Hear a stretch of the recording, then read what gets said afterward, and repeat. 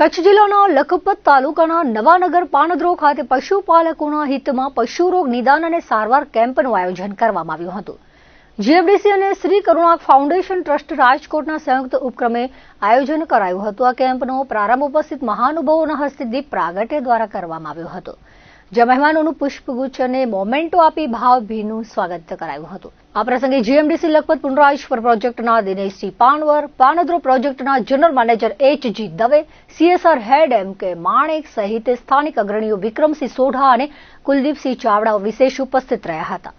કેમ્પમાં કરુણા ફાઉન્ડેશનના doctor Nikunj Pipaliya, doctor દીપ સોજીત્રા અને ડોક્ટર રવિભાઈ માલવિયાની નિષ્ણાત ટીમે સેવાઓ આપી હતી.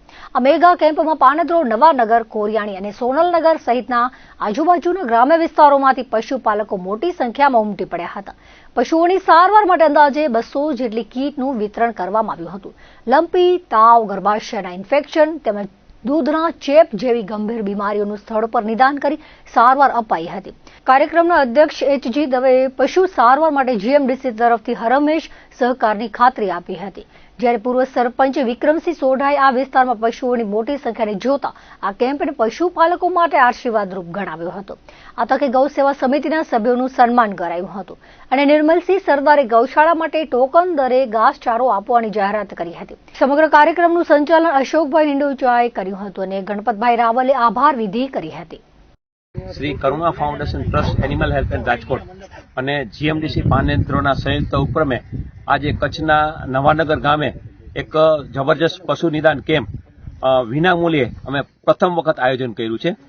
આ કેમ્પમાં અમને જે ફાઇનાન્શિયલ સપોર્ટ છે એ જીએમડીસી પાનદ્રો તરફથી મળેલો છે. આજના આ કેમ્પમાં અમારા રાજકોટના જે 3 ડોક્ટરો છે અને એલઆઈની ટીમ છે, એવી રીતે 10 જણાની ટીમ સ્પેશિયલ અહીં આવી હતી. સવારથી આપણો કેમ્પ શરૂ થઈ ગયો હતો અને આ કેમ્પમાં આપણે જે ગાયો છે, ગાયોમાં જે રોગ છે એના વિટામિન્સ માટે જે કાંઈ જરૂરિયાત હતી એની અમે 200 કીટ રાજકોટથી બનાવી અને લઈ આવ્યા છે. અને જે જરૂરિયાતમંદ પશુપાલકો એને અમને કીટ આપવામાં આવી છે, માર્ગદર્શન આપવામાં આવ્યું છે.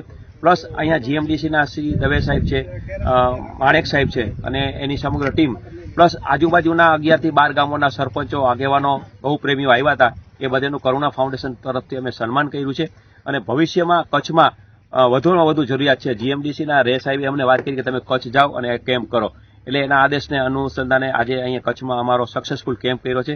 200 જેટલા અમે 200ના નિદાન કરી અને કીટ આપવામાં આવી છે અને બપોર પછી અમે આજુબાજુની જે ગૌશાળાઓ છે જ્યાં જરૂરિયાત છે ત્યાં પણ અમે કીટ આપવા જવાના છે.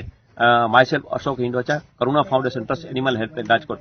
મારી સાથે દીપ સાહેબ હતા, પીપળિયા સાહેબ હતા અને એ બધા સાહેબની ટીમ અને મારી સાથે હિમાંશુભાઈ અને રાજકોટની ટીમ સાથે અમે આ સક્સેસફુલ કેમ્પ કર્યો છે.